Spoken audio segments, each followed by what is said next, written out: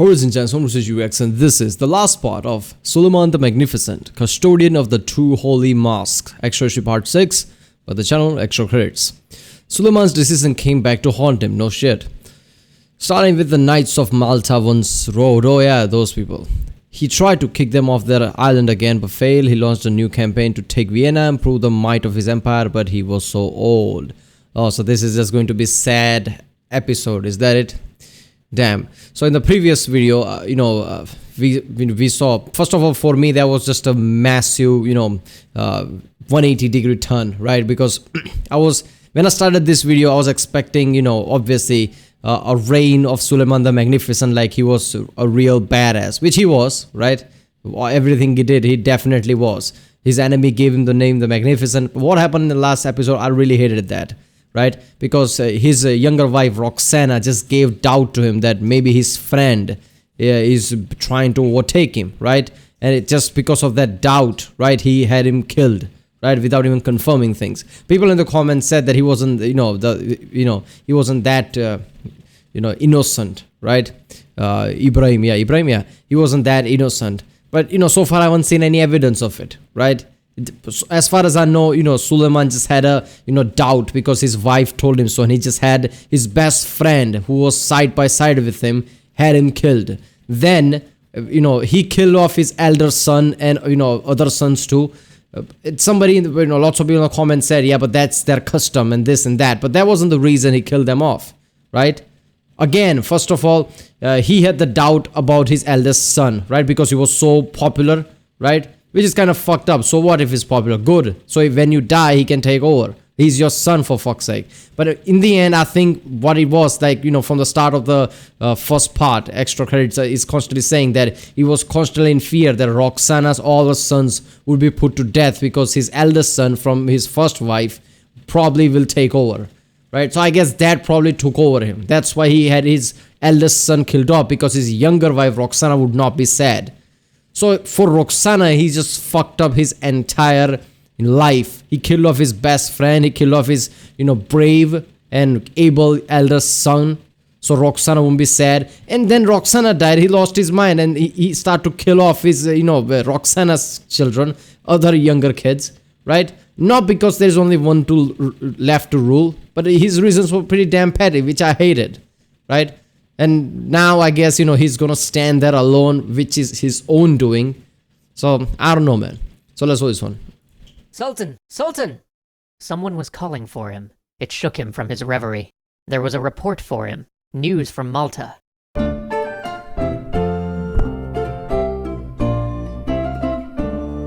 He had outlived them all.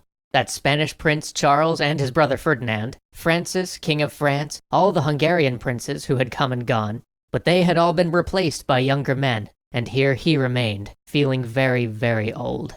Philip, the Spanish prince that succeeded Charles, had used the wealth he had garnered from that far-off New World to rebuild a navy, and had declared himself the eternal enemy of all but the Catholic faith. For years his ships had harried Ottoman fleets, and contested their mastery of the Mediterranean. While his successes were limited, they emboldened other enemies of the port. And one old foe had grown too bold, the Knights of Malta. They had used their island in the center of the sea to serve as a safe harbor for Christian fleets looking to disrupt trade from North Africa. He closed his eyes. All of his old decisions seemed to haunt him, even those he'd thought were the best. When he had once so proudly cast the Knights Hospitaller out of their sanctuary on Rhodes, he had in his magnanimity let them live in peace and establish themselves on another island. This just shows you that being merciful does not work out in real world, right? You have to be ruthless where it matters. Like, if he had killed off all those knights of Rhodes, when he, told them to, I guess give up 5 times, then they still didn't. But Suleiman was constantly adamant on that, like, okay, give up, and then they did give up because they were about to lose. Then Suleiman let them go, and even told, one of the generals, like, okay, this is not your fault, we were outnumbering you and this and that. He was even consolidating him. That was kind of a weird thing, because any other ruler would have just killed them. Like, okay, I gave you so many chances to give up. And now it's haunting him back. This is really fucked up. So Suleiman was good-hearted at the time, and that is haunting him back. Further from his shores, Malta. These were the same knights he had defeated so long ago, back when all was glory and everything seemed possible. He smiled for a moment, remembering that mighty campaign. But now he was old and tired, and none of his friends were by his side. Instead of going himself, he had sent subordinates to deal with the threat. He sent 30,000 men and 200 ships to crush the Christian fastness in his sea. The knights had recalled all of their members from abroad, but still, his forces outnumbered them 3-1. But this wasn't the disunified Europe that he had faced in his youth. While there were still great rifts in Christendom, his messengers had told him that a league had come together to reinforce the Knights of Malta. His ships were swift, and at first took Europe by surprise, but not the Maltese knights. Though they hadn't expected him so early, they knew he would come. They had strengthened their mighty redoubts, shored up their walls, and stocked their larders. And when his men landed, the men of Malta all hid behind their walls. The land itself was his. Only the 3 great fortresses of St. Elmo, St. Angelo, and St. Michael defied him. But his command was split. His commander-in-chief was a man of 70, with less experience in military matters than matters political. The rest of his command were hardened veterans of the sea, privateers and admirals. There was constant conflict in command. As soon as the first contingent of his forces arrived at Malta, his commander-in-chief immediately had them disembark and begin sieging the small fort of St. Elmo. For 3 weeks they bombarded the fortress. The small garrison, some 400 strong, died to a man. But their valiant stand cost the Turks 3 weeks, and in the indignities that God now seemed to rain These Christian knights are really hardcore, right? They don't give up even if all of them dies. upon him, his best commander was killed in the useless siege by a fragment of loose stone.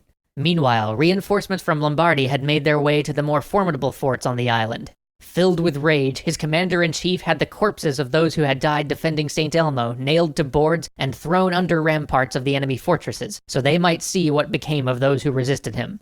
But the Grand Master of the Hospitallers ordered those Turks that had been thus far captured in the fighting executed, and their heads shot from cannons into the Ottoman camp. The fighting grew grim and ugly. The Ottoman plan seemed to devolve down into an... Yeah, okay, so that kind of psychological warfare doesn't work here, right? Because this is not just about empire versus empire, right? So yeah, this is not just about, empire versus empire. This is more like a religious war, right? Christian versus Islam, right? So that kind of psychological warfare doesn't work. If you throw their dead bodies like that just to show them like what happens to people who resist me, it will just strengthen the Christians' resolve. Like, look at that, how fucked up those Islamic Ottomans are. We cannot let them rule over Christian states, so it just gives them even more strength. If it was just like, empire versus empire, like how Mongols were, Mongols was just trying to take our place. It wasn't some religious war. Then it kind of works. In here, it just strengthens the people like, oh, those Ottomans are really fucked up. We can't let them rule our Christian states. All-out assault, but in the blistering heat of mid-July, the men simply could not take the high walls of the Knights of Malta.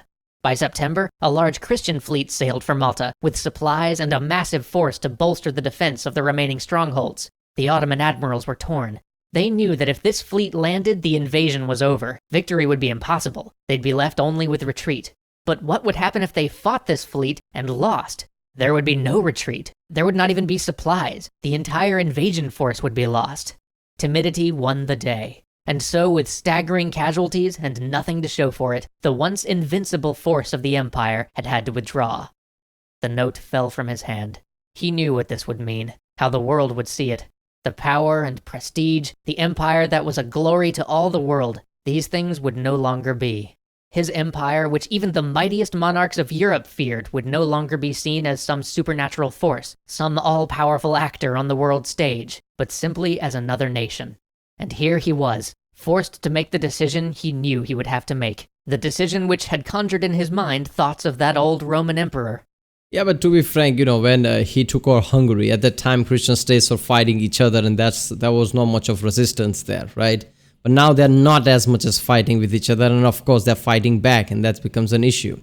So the image of Ottomans being so fucked up, right? They were just spreading all over the places, right? They were spreading east, spreading west. Yeah, that image is stained now. Like, okay, Ottoman just comes with a massive numbers, like outnumbering numbers to 4 to 5, 1 to 4 or 1 to 5. That much of number when they come, we can basically repel them. Yeah, they can't take over because their campaign just failed. Yeah, that image is stained, basically. A gamble.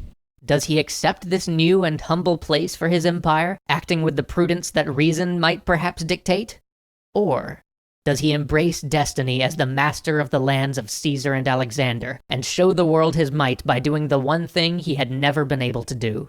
He knew what that old Roman would do, and he knew what it had cost his empire. But he could not help but make the same choice. In the end, they were very much alike.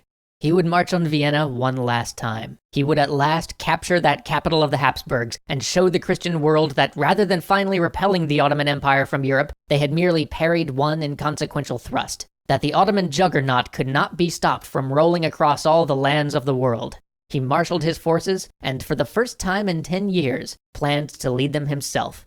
On the 1st of May, 1566, with the finest display the world had ever seen, his army departed the capital. It was good to be out of the city, away from the tombs and the memories, away from the politics. He only wished that he could ride, like in the olden days. He was too frail, too worn by the years, and too riddled with aches and pains to ride. Even in his carriage, every bump seared his gout-ridden joints. But still, he would not have them slow the army for him. Again, rain and bad weather plagued them. It reminded him of earlier times. How many times had nature herself opposed him? Should he have taken it as a sign? As he crossed into Transylvania, the prince he had helped install there scattered jewels about his throne in reverence. This was what it meant to be sultan. And yet the rain, always the rain. His army marched on. The rain fell. It rains a lot in Hungary, is that it? I mean, it could be just the right place where rain happens a lot, I guess. It could be like 20-25% north of the, equator line. I don't know if it, right? It's a bit more than that. I don't know. It could be just right place where it rains a lot, because every time they go to Hungary to fight, there's always raining, right? Their cannons always get stuck there. The ground swallowed cannon. Rivers carried away oxen whole. And yet they made it to Szeged, the first town they were to besiege. For a moment, he felt young again. He mounted a horse and ordered the cannonade. But then the weakness came back. He started to sweat. He asked a nearby aide to help him back to his tent. Time passed. He didn't know how much time. He just heard the ceaseless beating of the rain. He would fade in and out of awareness. Sometimes he would wake and there would be faces bending over him. Sometimes he would be alone, except for his guards. The rain beat down. It was after sunset. The light in the tent was dim, and Ibrahim sat in a chair next to him. He put a hand on his shoulder. Ibrahim smiled at him. I know you're frightened, but there was never anything we couldn't accomplish together. He felt an ache in his chest. He had something he had to tell Ibrahim, something to apologize for, but he couldn't quite remember. He hoped they'd go hawking tomorrow, if only it didn't rain. Holy shit, so he's basically out, his mind is basically out now. He can't even remember reality, right? You wanted to apologize for killing him, basically, just for the, doubt, just based on doubt, but he can't even remember that. He thinks he's still confused. Is he alive? Is he not? We're gonna do that, this. So, I guess this is the last moments of him. His eyes opened. Everything was a sort of haze, everything except the handsome face of Mustafa. He was glad to see him. The boy was hard to get along with sometimes, but he was a fine man and he would make a great sultan, perhaps even a better one than he had. He was proud to have such a son. He wanted to give the boy his sword. Where'd he put it? No, that wasn't it. Something else. Something he wanted to say to him. He hoped he'd be kind to his brothers. He drifted off again to the sound of rain on the pavilion. Yeah, you killed him. He woke and it was dark. Roxolana was sitting at the foot of his bed. She was like she was in his youth. He tried to reach for her, and she put a finger to her lips. Shh. Rest now, you're almost done. No one can fault you for things you've done for love. Yeah, most people can. I am, right? You should have killed her, for fuck's sake. She's the one who created all the doubt with the Ibrahim, right? You killed your eldest son because, you didn't want her kids to die. I mean, that was just fucked up. Right, he basically fucked things up just because for one person.